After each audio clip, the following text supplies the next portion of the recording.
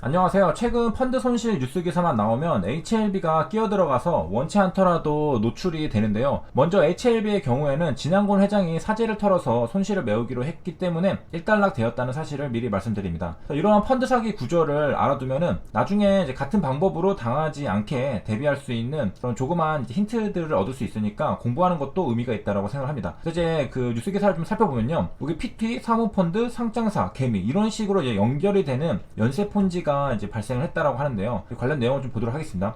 일단 여기서 가장 주가 되는 것은 헬릭 스미스 이야기입니다. 헬릭 스미스 같은 경우에는 이제 부실 사모펀드 투자를 숨기고 이제 중자를 하려다가 지금 잘 안 되고 있죠. 그래서 펀드 사기 손실, 사실상 이제 소액주주가 부담하게 되는 건데, 지금 이 구조에서 가장 문제가 상장사가 투자 사모펀드에 대해서는 깜깜이, 그러니까 공시도 안 나오고 어떤 자료, 정보들이 없기 때문에 그걸 모르고 투자한 개미들만 골탕을 먹는다는 그런 내용입니다. 그래서 여기 이제 팝펀딩 사모펀드가 등장하게 되는데, 여기서 증권사별 판매액이 나오게 됩니다. 그래서 전문 투자자로는 이제 법인이 들어가게 되는데요. 이게 신한금융투자를 통해서 헬릭 스미스가 369억 원을 팝펀딩 사모펀드로 이제 들어가게 되었습니다. 요거는 이제 6월 23일 기준으로 민영배 더불어민주당 여기에서 보도자료가 나온 건데요. 그래서 이제 대출 사기 혐의가 드러나 최근 폐업한 팝펀딩 사모펀드 판매 현황입니다. 그래서 지금은 여기 이제 헬릭 스미스라는 이름이 나오지만은 요 투자할 당시에는 공개가 되어 있지 않았습니다. 그래서 신한금융 투자를 통해서 이제 투자를 했지만은 신한 측에서는 이 투자자의 정체를 공개하지 않았습니다. 그 이유는 뭐냐면은 투자자 보호를 위해서라고 이제 말을 하는데요. 그 근거로는 이제 사모펀드 투자 계약서에 투자자 정보 보호 관한 조항이 있다고 합니다. 그러니까 투자자의 정보를 노출하면 안 된다는 거죠. 그런 조항이 있기 때문에 요거를 어기면 계약 위반으로 소송을 당하기 때문에 신한금융투자에서도 뒤늦게 이런 이제 사실들을 토로했다고 하는데요. 그러니까 신한금융투자는 이제 펀드 판매사잖아요. 근데 판매사인데 고객이 투자했는데 고객이 저기 투자했대요라고 이제 공개를 하는 것 자체가 좀 부담이 될 수가 있죠. 근데 이제 문제는 요거에 있죠. 이제 상장사가 투자한 펀드 이름을 재무제표 등에서 볼 수가 없습니다. 그래서 재무제표를 아무리 뒤져봐도 헬릭 스미스 같은 경우에도 저 팝펀딩 투자했던 내용들을 찾아볼 수가 없고요. 최근에 증자를 하려고 할 때 이제 밝혀지게 된 사실이죠. 그러니까 이제 헬릭 스미스도 밝히지 않고 뭐 신한금융투자 여기 펀드 판매사도 밝히지 않고 그 다음에 그 사모펀드 거기도 이제 밝히지 않을 거잖아요. 그렇기 때문에 소액주주 입장에서는 알 수 있는 방법이 없습니다. 그래서 이게 그 공시라던가 피해가 발생을 하면은 그때서야 뒤늦게 이미 그때는 뭐 주가가 이미 반응을 하고 난 다음이잖아요. 그러니까 고스란히 이제 주주들에게 피해가 이제 돌아가게 되는 그런 문제들이 있습니다. 자, 그럼 이제 여기서 등장하는 이제 팝펀딩을 통해서 이렇게 넘어가는 펀지 사기 피해 구조도를 이제 보면요. 일단 소액주주가 투자를 하죠. 여기 상장회사 뭐 개인, 법인 이렇게 있는데 우리는 이제 상장회사가 이제 주로 이제 많이 등장을 했었죠. 그래서 이제 상장회사에게 뭐 유상증자라던가 뭐 돈을 이제 넣습니다. 투자를 하면은 그 돈이 생기면은 그걸 펀드 판매 증권사 여기서는 여기 있는 뭐 투자증권들 있잖아요. 여기를 통해서 판매가 이루어집니다. 어디로 가냐? 자산운용사로 가고요. 자산운용사에서는 이제 팝펀딩으로 간 다음에 중소기업. 여기에 이제 팝펀딩이 있는 건데 이 팝펀딩이라는 것은 뭐냐면은 이제 그 금융회사 중개 없이 여기 은행 같은 게 들어 있지 않잖아요. 그래서 대출자는 여기 중소기업입니다. 그 다음에 투자자는 자산운용사. 이 자산운용사는 여기 이제 소액주주, 상장회사 여기로부터 이제 돈이 들어온 걸 받은 거죠. 연결해주는 P2P 대출업체입니다. 이 팝펀딩이라는 게 그 개인 간 대출하는 P2P. 이제 직접 연결해주는 구조인데 그 소액주주 입장에서 생각해본다면은 요게 P2P인지 절대 알 수가 없죠. 그런 이제 문제가 있다는 것이었고, 그래서 이제 어떤 식으로 이제 영업을 하느냐, 홈쇼핑에 납품하는 이제 중소기업들 있잖아요. 여기 제품들이 있을 거잖아요. 그거를 담보로 잡고 돈을 빌려줍니다. 중소기업이 돈을 못 갚을 경우에는 이런 제품들이 이제 담보로 잡혀있기 때문에 그거를 이제 팔아서 이제 메꿀 수가 있겠죠. 뭐 손실이 나는 부분을 그런 식으로 해서 P2P 이제 대출 업무를 했는데요.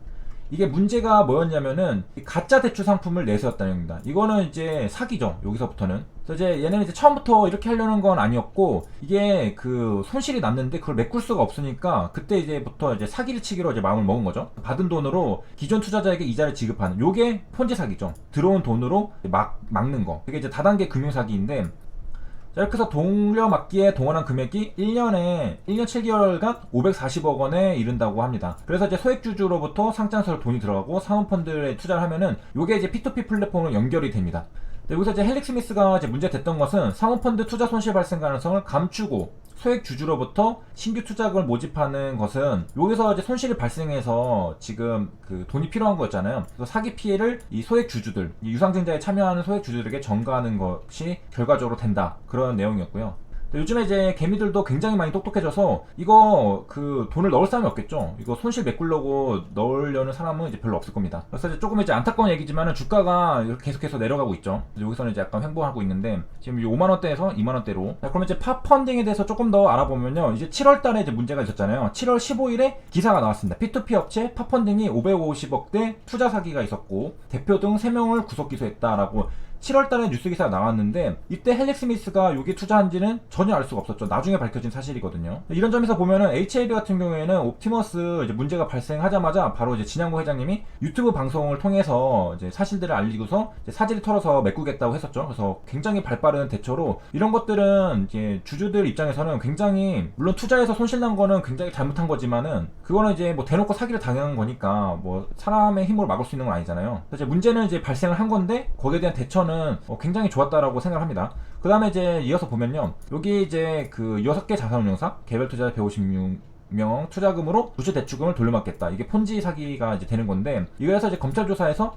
드러났다는 건데 어떤 식으로 했냐면은 아까 봤듯이 팝펀딩이라는 것은 P2P입니다. 그래서 중소기업 같은 것들이 여기서 이제 뭐 재고자산 같은 게 있잖아요. 제품 이런 것들을 이제 담보로 잡고 돈을 안 갚을 시에는 요 담보를 팔아서 이제 메꾸겠죠. 그래서 이제 어디서 팔았냐? 홈쇼핑 같은 데서 오픈마켓 판매업체 요런 데서 이제 광고를 하는 거죠. 홍보를 해가지고 마케팅을 해서 투자자들이 이제 돈을 넣으면은 그거를 이제 요 중소기업에게 빌려주는 겁니다. 그래서 우리가 이제 뭐 재고자산, 제품 이런 것들은 이제 움직일 수 있는 거잖아요. 동산이고요. 우리가 집 같은 것들은 이제 부동산이라고 하잖아요. 움직일 수 없는. 그래서 요거는 이제 그 재고자산 같은 거기 때문에 동산담보대출업체다라고 이제 되어 있고요. 이 팝펀딩이 이제 한때는 이 동산담보대출, 우리가 보통은 이제 부동산담보대출, 뭐 주식담보대출 이런 것들을 많이 들어봤지만은 이런 것들은 이제 들어본 적이 없죠. 동산담보대출. 그렇기 때문에 금융위원회로부터 혁신 사례로 꼽힌 바도 있었습니다. 그런데 여기 이제 결국 문제가 발생했다는 건데 여기서 이제 3명이 이제 그 잡혀 들어갔죠. 구속 기소를 했죠. 구속 기소. 그래서 보면은 그 여기에 이제 등장하는 사람들이 여기 그 물류총괄이사 B씨랑 팝펀딩 대표랑 차주업체 실제 운용자 C라고 이제 나와 있는데요. 요 차주업체라는 게 뭐냐면은 영어로 이제 대로입니다. 이거는 이제 빚이란 뜻이죠. 또 빌리는 사람을 말하게 됩니다. 또 뭐 임대차 같은 경우 임차인, 또 빌리는 사람을 차주라고 하고요. 그리고 한자를 보면은 요게 빌리차입니다. 꾸다, 빌리다. 그리고 주는 이제 그 이무주, 주인주. 그래서 돈이나 물건을 빌려 쓰는 사람, 그것을 이제 차주라고 하고요. 여기서 이제 차주업체라는 것은 이제 이런 거에서 중소기업이겠죠. 빌려 쓰는 사람이니까 돈을 이제 투자받아서 이제 빌려 쓰는 사람 담보 잡히고.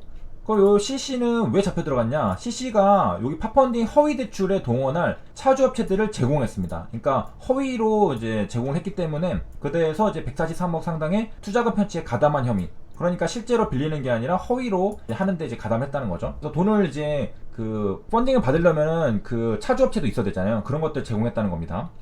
그래서 2018년 4월부터 2019년 11월까지 홈쇼핑 납품업체 등 34개 차주업체를 내세워서 여기 이제 그냥 동산담보평가서는 괜찮지만 허위입니다. 여기서부터는 이제 사기를 치려고 했다는 거예요. 이제 허위 동산담보평가서 등을 작성해서 여기 업체 중소기업들이겠죠. 여기 있는 34개 차주업체 여기에 운영자금 등을 대여하는 대출 상품을 취급할 것처럼 이제 속인 겁니다. 그래서 요 6개 자산운용사 551억 원, 개별 투자자 3억 원 해서 554억 원을 이제 투자금을 이제 가로챈 혐의입니다. 그러니까 이게 처음부터 그러려고 한 게 아니라 담보물 부실 관리. 그러니까 담보를 잡았는데 이런 것들 관리 못해서 그 원래 이제 돈을 못 갚을 경우에는 그거를 이제 담보를 이제 팔아가지고 받아야 되는데 그걸 못했다는 거죠, 제대로. 그래서 이제 손실이 발생한 겁니다. 그래서 일부 차주업체 영업부진 등으로 145억 원 상당한 부실이 발생한 상태에서 만기가 도래하니까 이거 돌려막기 해야 된다. 그래서 그때부터 폰지 사기로 전환해서 허위로 이제 다 한 거 버린 거죠. 그래서 상환하기 위해 범행을 밝혔다. 자, 이렇게 해서 살펴봤고요. 그 최종적으로는 요거 그 상장사가 펀드 그 어디에 투자했는지를 좀 알 수 있는 방법이 있으면 굉장히 좋을 것 같습니다. 모르고 투자한 것은 뭐 괜찮겠지만은 반대죠. 알고 투자했으면 괜찮지만은 이런 것들도 전혀 모르고서 투자를 하면은 좀 문제가 될 수 있을 것 같아요. 여기까지 시청해주셔서 감사합니다.